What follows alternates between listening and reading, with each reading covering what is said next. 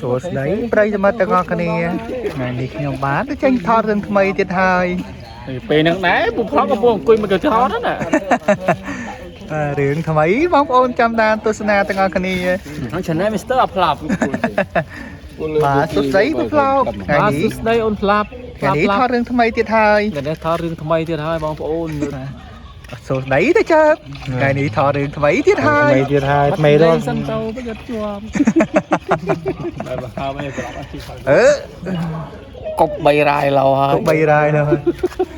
thọ rừng mấy thiệt hai lăng ta trà và cú tận đang miền lăng ấy thế vàបាទសួស្តីបងប្អូនម្ដងទៀតបាទអានេះជារឿងថ្មីដែលរឿងហាបងប្អូនមិនយល់គ្នាអញ្ចឹងណាបាទនេះប្លង់បងក្តាប់ប្រូប៉ែតអីចឹងណាបាទនេះដៃកាមេរ៉ាមែនយើងហើយនេះស្រីនុតរបស់យើងបាទកំពុងស្លង់មើលតួថតណាបាទអូគេរំ TikTok បាទហើយស្រីនុតយើងចូលចិត្តរំ TikTok មើលមកស្អាតណាស់អានេះប្រូជាតិយើងបាទកំពូលមនុស្សបាទមើលធ្វើអីជុំជាមួយនឹងធីតារបស់យើងបាទអូស្អាតណាស់ធីតារបស់យើងនៅក្រៅស្អាតមែនតើបងប្អូនបាទគាត់ស្អាតបាទហើយនិយាយគាត់មិនទំនងដែរបងប្អូនបាទអានេះស្រីបញ្ញារបស់យើងបាទបងប្អូនជាច្រើនភាគអត់បានមើលបាទគាត់ជាប់រវល់រៀនបងប្អូនបាទហើយមើលក្រៅស្អាតណាស់បងប្អូនគាត់ស្អាតបាទហើយនេះកញ្ញាស្រីអូនយើងបាទកំពុងតែលេង TikTok ជាមួយនឹងប្រូបាទអ្នកថតឲ្យបាទនេះអ្នកឯកាមេរ៉ាមែនថត TikTok ឲ្យបាទហើយនេះប្រុសប៉ែតបាទហើយប្រុសប៉ែតដើរមកអត់ដឹងនិយាយស្អីបងប្អូនស្ដាប់បានបាទគាត់ច្រៀងដឹងច្រៀងបទស្អីលឺសវេវោកដល់ឲ្យច្រៀងមែនតើដឹងច្រៀងបទអីស្ដាប់មិនបានមើលមុខប្រុសប៉ែតបាទហើយប្រុសប៉ែតគាត់និយាយថារឿងថ្មីបងប្អូនរឿងថ្មីបាទថ្ងៃនេះក៏យើងបានសបផ្សាយជាមួយនឹងអត្រាទ័របងប្អូនបាទនឹងអត្រាទ័រនេះខ្លាំងមិនធម្មតាបងប្អូនបាទ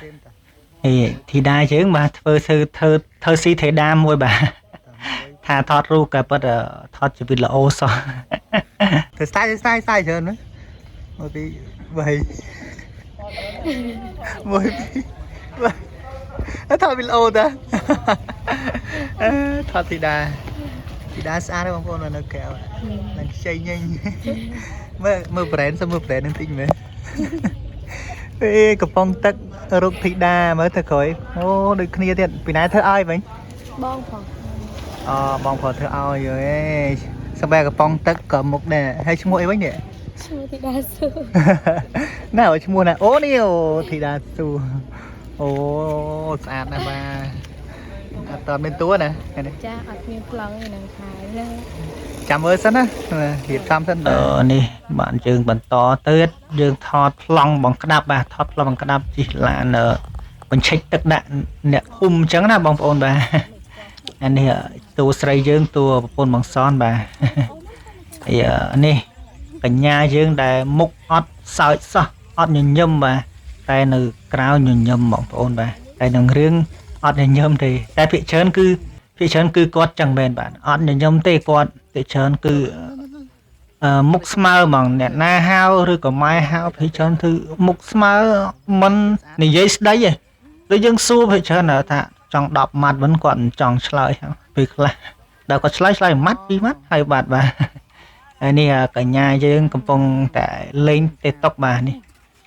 អូទេសភាពនៅស្រុកស្រែបងប្អូនអើយខែនេះ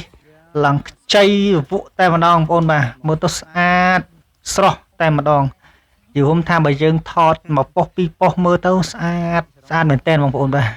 ហើយមើលស្រែអត់ដាច់កតុយភ្នែកបងប្អូនមើលឃើញអានេះតួបញ្ញាយើងស្អាតមើលទៅវាពណ៌ស៊ីមួយពណ៌ស្អាតបងប្អូនបាទហើយវីដេអូនេះក៏ពិតទៅជារឿងហ្នឹងរឿងមិនទាន់ចាញ់ទេបងប្អូនដែរខ្ញុំថតបន្តិចបន្តួចបងប្អូនឲ្យបងប្អូនមើលអញ្ចឹងណាបាទហើយយើងក៏ចាប់បានទៅចាប់ប្លង់ដល់ស្អែកទៀតដោយសារពេលនេះគឺយើងចាប់ប្លង់ដល់យប់ហើយបងប្អូនបាទអរគុណច្រើនបងប្អូនបាយបាយ